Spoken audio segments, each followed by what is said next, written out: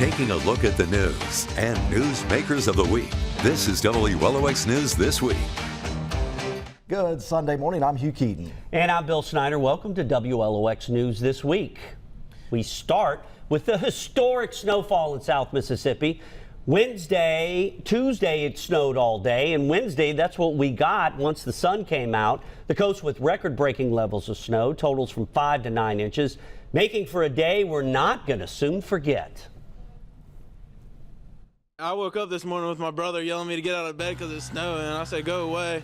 But finally I got out of bed and looked outside the window, and it was kind of crazy, surreal looking when I got out of bed. It's very exciting. I mean, especially to be in town and witness it and just spend the day with family. Definitely memories we'll have. I ain't seen a white downhill like this ever. It's just kind of weird seeing this much snow on the ground in South Mississippi. I can't believe this is happening. I can remember some snow over the years, but nothing like this for sure. South Mississippi ain't used to 10 degrees with snow for 2 or 3 days, you know what I mean? This is probably the last time I'll see snow for a long time here.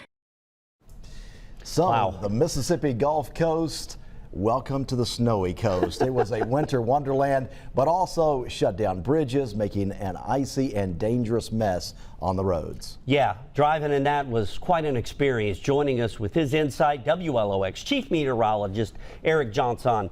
And Eric, you know, we just talked about this before we came on the air. The predictions were so close to being accurate. We were all like, come on, we're not really going to get 5 inches of snow. It was almost dead on perfect with those. So, you know, you got to trust it. The chatter on social media begins, you know, oh, this model 10 days out, 14 days out, it's looking like snow. But, you know, the further you go out in time, the less reliable the models are. But as we kept getting closer to the 7-day window, the 5-day window, the 3-day window, the models were just super consistent with dumping snow from Houston all the way to the Carolinas. And at some point, all of us in the weather team, we were just like, this is happening. It's happening. A historic snowstorm is going to blanket the Gulf Coast, including South Mississippi. It happened pretty much shutting down I-10 from Houston all the way through Florida. And, well, how did this all happen? It's so rare for this to all come together, but when we had the fronts kind of meeting over that cold air, it produced so much snow. Yeah, well, we had that Arctic blast that came through that already dropped our temperatures on Sunday and Monday, so the ground was already prime for freezing. Let's take a look at the weather computer. We just want to show you the scope of our snowstorm. So this is a visible satellite image on Wednesday morning. You can see the white shadings all along the Gulf Coast. That is snow reflecting back the light back into space, so snow visible from space. But here is the setup. You know, the jet stream took that big dip down towards the southeast. But the second part to this, so the cold air was in place, but then you needed the moisture, and the southern branch of the jet stream was exactly where it needed to be to provide the storm track for an area of low pressure. We're always talking about low pressure, the wind spin counterclockwise around that. There's a warm sector with that, and there's a cold sector with that. The storm took that middle track, which kept us in the cold sector the entire time.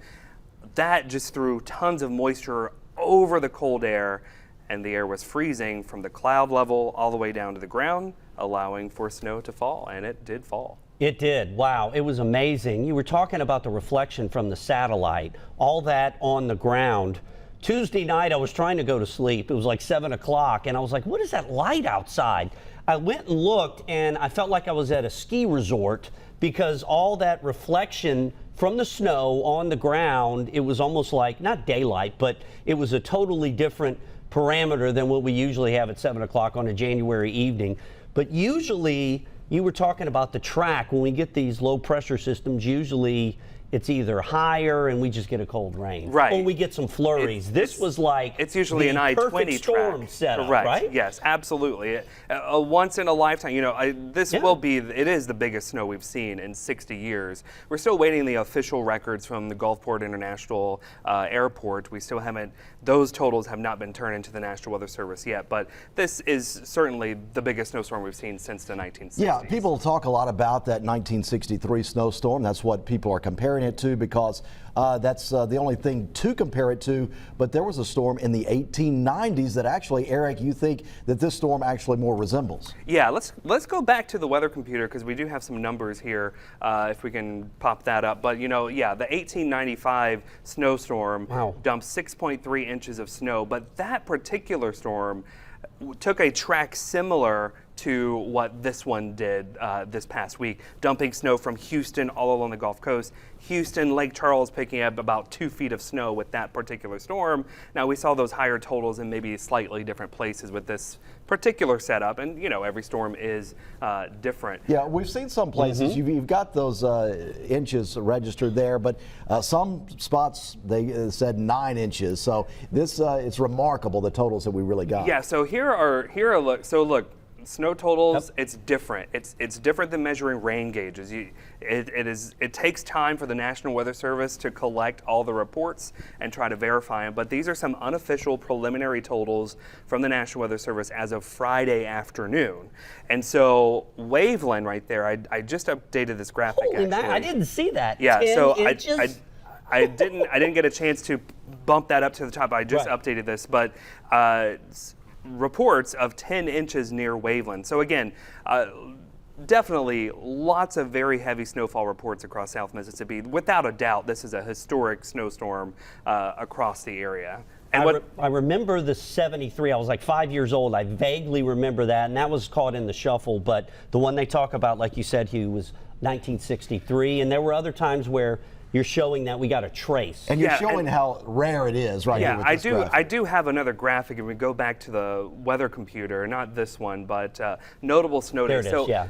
So here's the thing. There was a big snowstorm in 1973 that did dump snow along the Gulf Coast. Unfortunately, where the official records are kept for Gulfport Biloxi, the snow records for that day are missing. They're not in the database. Wow. So when you look at the list of the top 5 snowiest days, that one's not on. That particular day is not included because we don't have that official record in there. But yes, there was a big snowstorm, and I've had viewers send in pictures from around Orange Grove and around Gulfport of snow on the ground from the 1973 snowstorm. So, Bill, the one you remember is actually not recorded. It's not, no. Yeah. I had a vague memory of being a kid and snow out there and thinking to myself, wow, this is amazing. And then other times, though. So wait, do you remember which year this was? That was 73. It wasn't 63. I wasn't born yet. Okay. And I do remember that. All right, Eric, real quick here. Just people are calling it a once-in-a-lifetime weather event. What's the likelihood we'll be seeing it anytime soon, and is there a way to tell? I don't know. In the past year, I've seen a total solar eclipse. I've seen the northern lights on the Gulf Coast twice last year, and now a record-breaking snowstorm. Who knows? Maybe it could happen again in our lifetime. Okay. What's crazy, I think I got acclimated by the end of the week. I was like, oh, 40, that's nothing. The 40s felt like the 70s all of a sudden. Yeah, it really did, yeah. Bizarre. Chief Meteorologist Eric Johnson, thanks for joining us so much and great work this week. Yes, yeah, you guys did a great job.